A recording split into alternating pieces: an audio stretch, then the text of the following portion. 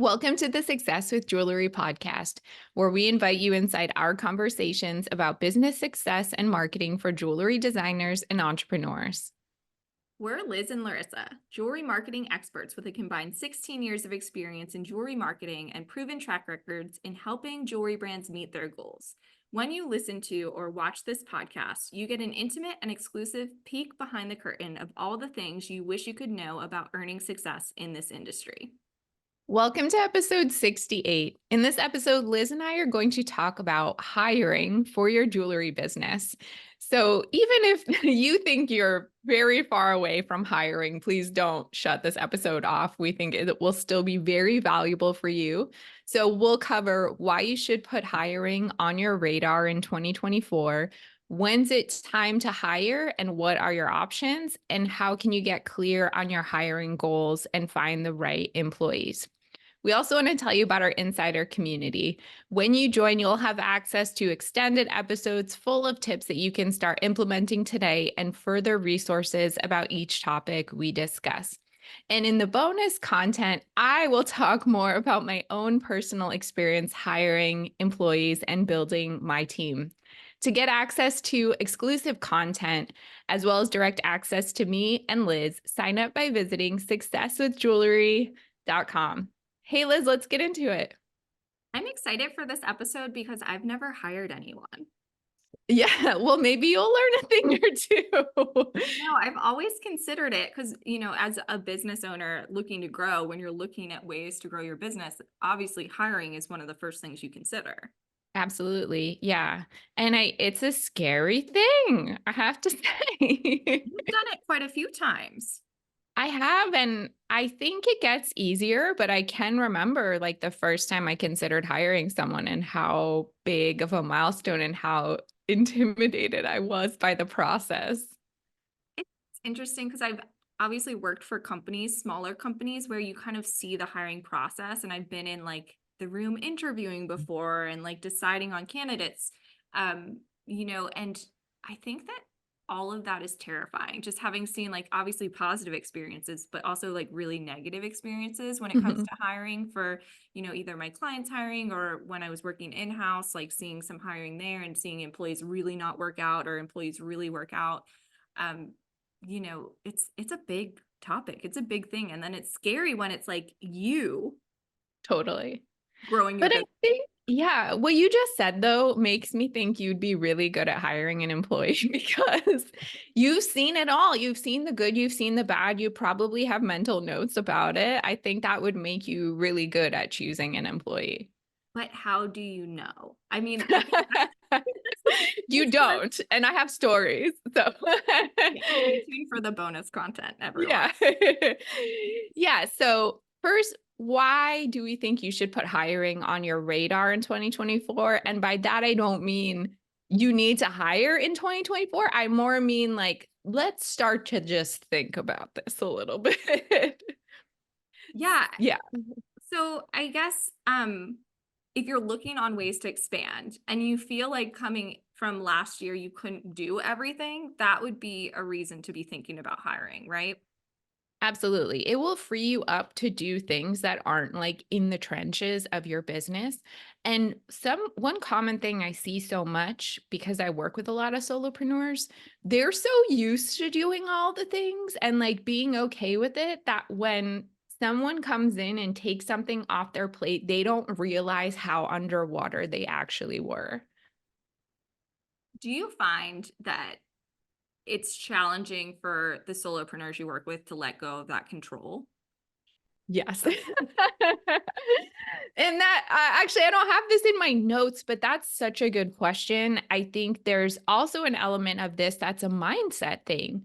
Because if you know about yourself that you are a little bit of a control freak about your business and you like things done a certain way and you believe you're the only person that can do it, I think there does come a breaking point for most solopreneurs at some point in time where you have to decide, do I want to run myself into the ground thinking that I'm the only one who can do all these things? Or do I want to challenge myself to give up control and actually like have a good work-life balance?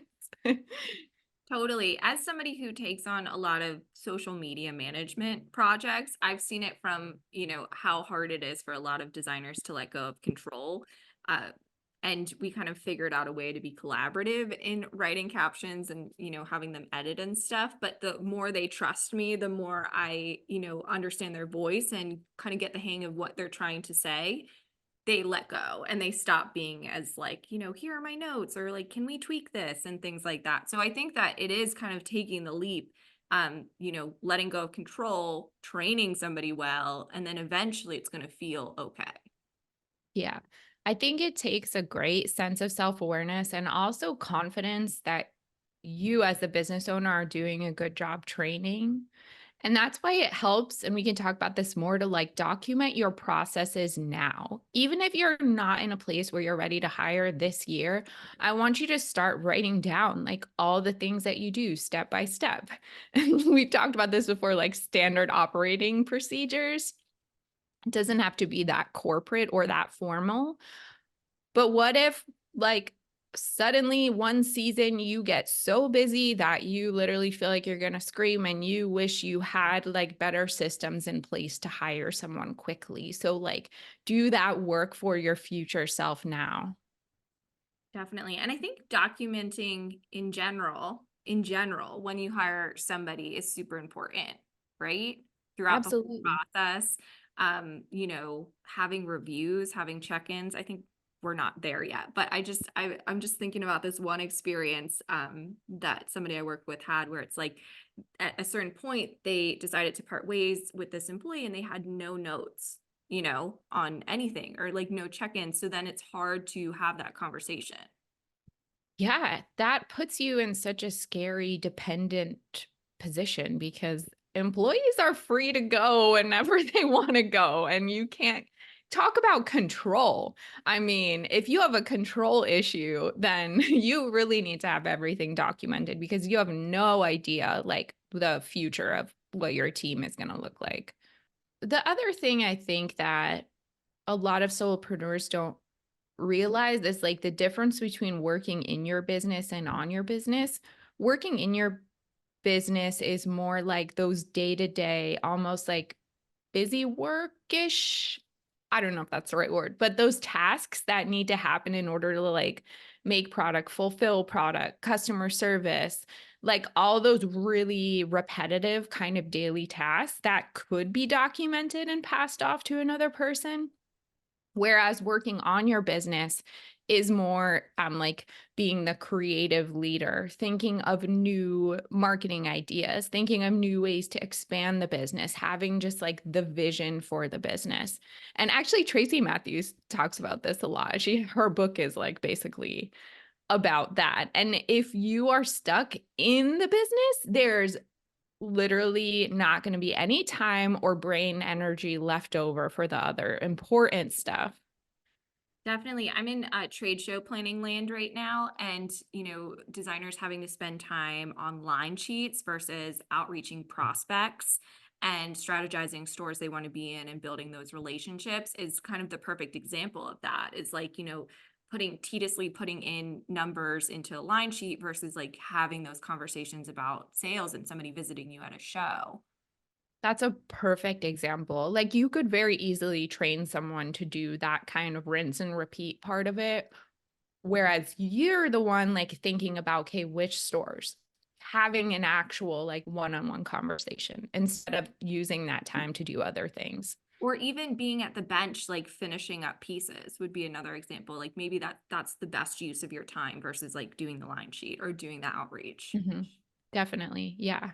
The other thing is, I think obviously people are afraid to hire because then you have to pay someone and that's an additional cost.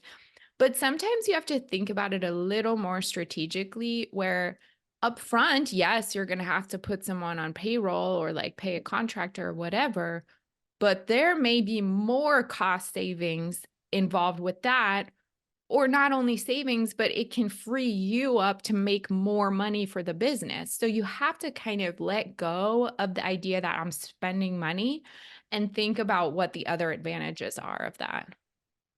Right. And I mean, one thing it can really improve is like being able to, we've talked a lot about how one-on-one outreach is important, responding to people quickly is important, and having help or additional employees can improve customer service. If you need to be at your bench, even like, verbally responding to emails and having somebody do the responding will cut off so much time for you, will really help you out. Absolutely. The other thing about not having anyone on your team is you're in a vacuum. You're the only person with the ideas and you have very little perspective. So even if you just bring someone entry level on your team, that person has ideas, they have different perspectives, and they can bring a new set of eyes to your business that you haven't had before.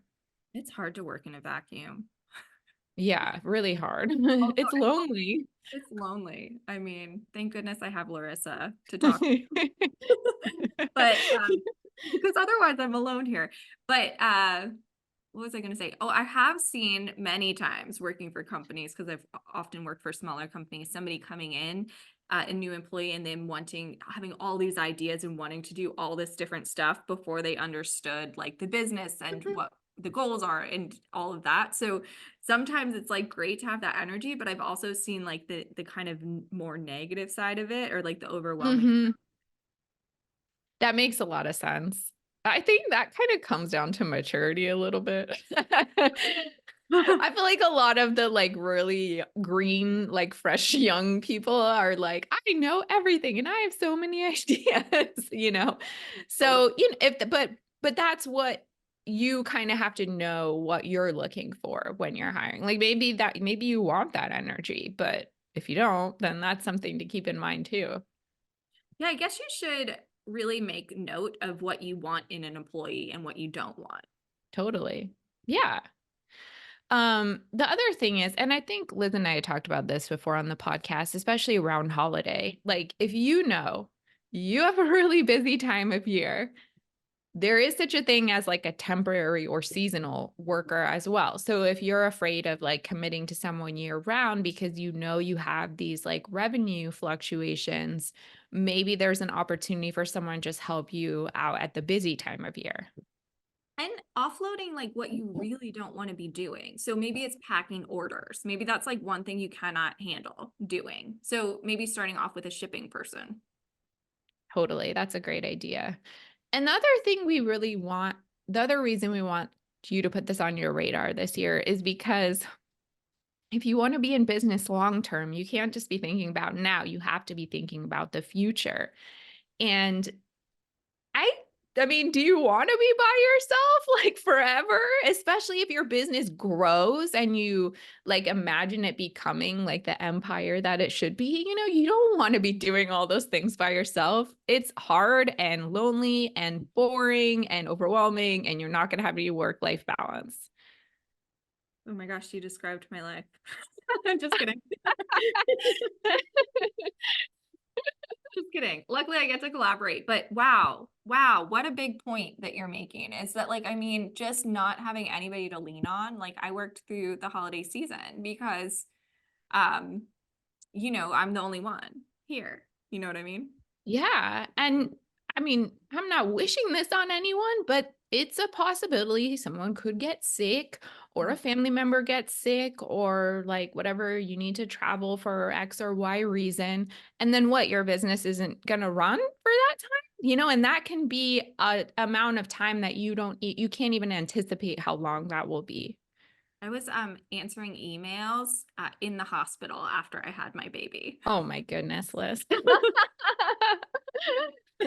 Oh my goodness. I know. I know. This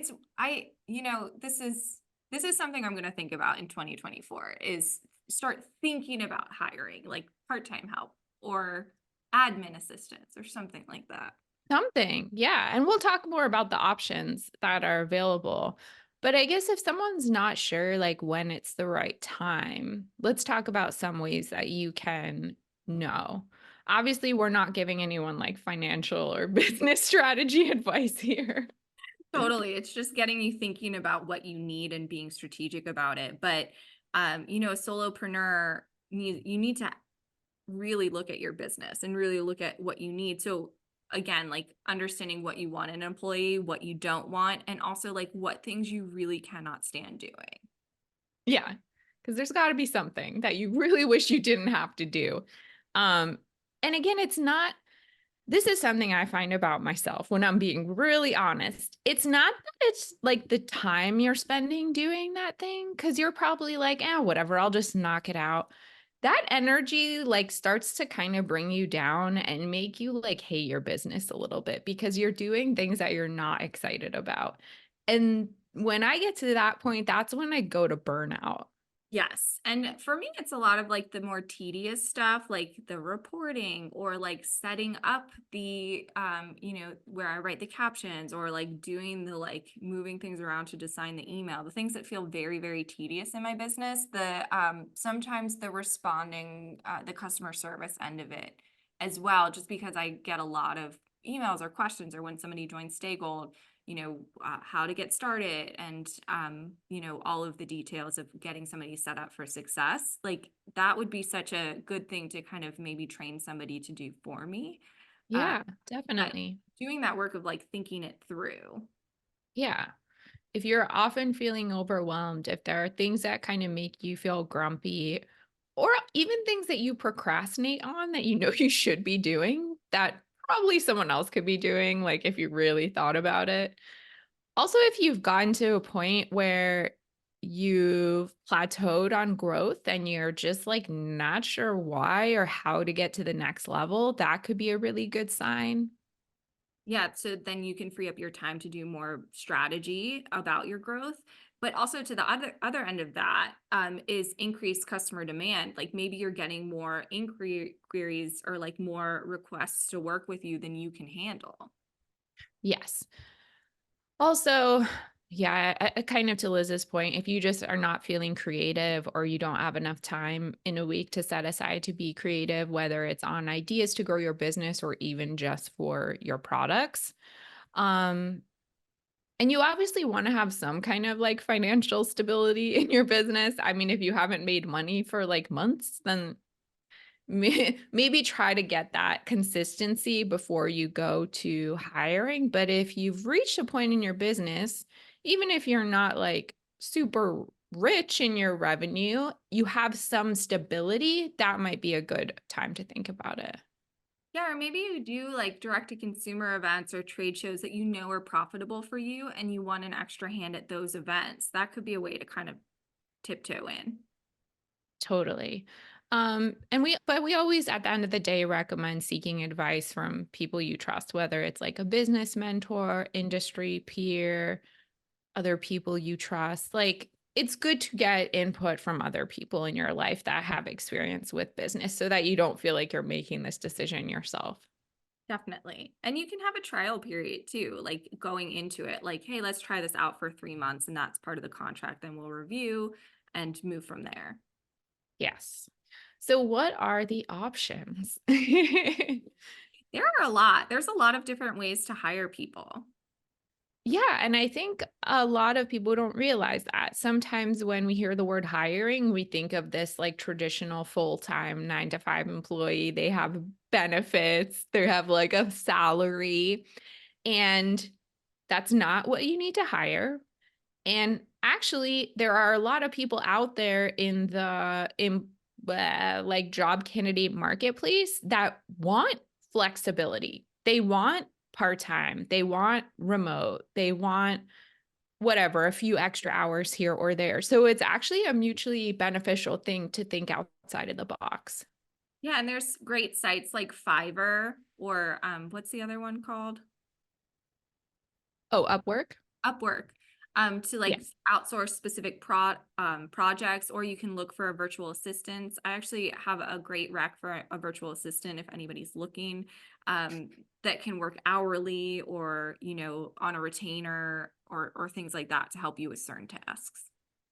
Absolutely. There are a ton of different options. So think outside of the box because there are a lot of people out there that probably are looking for the thing that you want to offer. And you will be surprised, actually, if you actually put that out into the universe, how many people will be like, yes, I want that. Definitely. But so is it a lot to like learn about labor laws? Okay, yes, I made a note here about labor laws. I mostly said that because I live in California and we have some of the strictest labor laws in the country, which is great for employees. There's so many protections. But I think if you're an employer in California, you have to be really careful. And a lot of that stuff is related to like hiring contractors versus like W-2 employees. There are a lot of rules around that. And I think really novice business owners just think, oh, I can just like pay someone as a contractor when really they should be on payroll. And that kind of opens you up to lawsuits potentially. Yeah, you need totally. You need to do some research in that regard. And then also with interns, like I don't think interns are something we do anymore, unpaid interns. No. I have a lot of pet peeves about this because I've been many an intern at many places and I see, I mean, this was like 20 years ago, so it's probably different now, but the idea of an intern is you're really giving that person an education. It's meant to almost be like a course in how to do that job. And I think like most small business owners that have interns are just like, oh, free work from like a young person that can like do our social media, you know? Yeah, let's not do that anymore.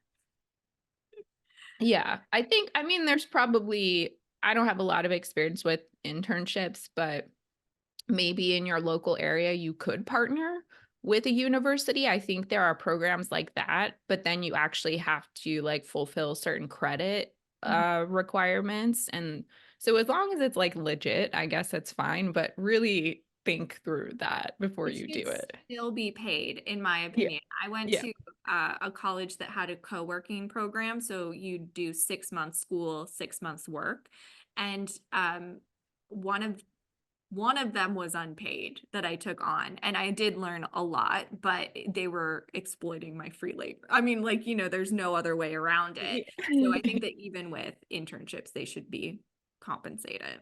Yeah. I've also been um not a W-2 employee for a lot of jobs where I really should have been on payroll. And I mean, it's like not, I don't have the energy to like fight with that, but I've seen it all. I've seen it all happen. Yes, definitely. So let's share some tips and getting clear on hiring goals and finding the right employee. Yeah, I think it's better to not just have like a catch-all person. I mean, of course, there's like assistants. They could probably like pitch in and do a lot of things.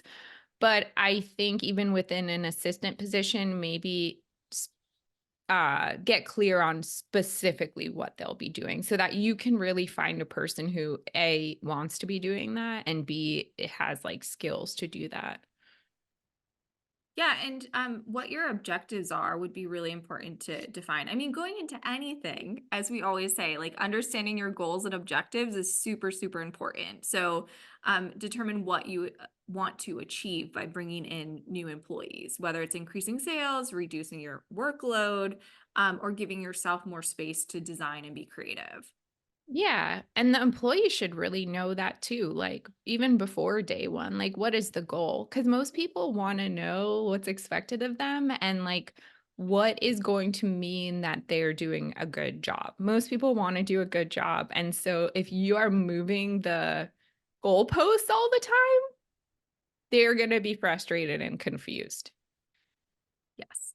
And I've been there. It is not fun. As I've a also been there. I think both of us, see, both of us have been in like a lot of bad, weird work positions. And I think that that gives us more insight than like we give credit to ourselves for. Oh, you're so right there. You're so right there. Um, but also developing a detailed job description is really important. Like even though, you're a solopreneur, you're hiring your first employee, you're not a corporation, you should still have a really detailed job description. Definitely. Again, that like sets an expectation. It helps connect you to a person who's would be good at doing that. And again, they know like what makes them a success, basically. Right. And also going back to the financial implications of hiring somebody, estimate the costs associated with hiring, salary, benefits, training, how much time you're going to need to spend training. If you have Yes. to like Yeah, factor in time. That's a good point. yeah, and if you need to like get them, on your systems and pay for an extra membership for certain subscriptions you have and Yes. things like that, like looking at all that's really important. That's so true. And if you're not sure like what the going rate is for a person like that, just look at like Indeed or LinkedIn jobs and search for jobs with similar titles and see like what the going rate is. It's going to also change depending on where you are in the country. Like if you are hiring remote, somebody who lives like, I don't know, kind of like in the middle of nowhere, there are probably fewer high paying job opportunities there. And you kind of have to adjust according to like what the demand is. If you're hiring like in Los Angeles, you're going to have to be paying more. Because Yeah, the cost of living is high. look at the cost of living rate. That's a huge conversation in so many places. Mhm. Even if you're hiring somebody just to do your packaging, look at cost of living. Um, Totally. Yeah. So, do you think you'll be hiring for your business this year? Let us know. Visit successwithjewelry.com. We'd love to know what you're thinking. We're happy to answer any questions you may have. You'll also get access to multiple perspectives from the community members. Thanks for being a part of the Success with Jewelry community.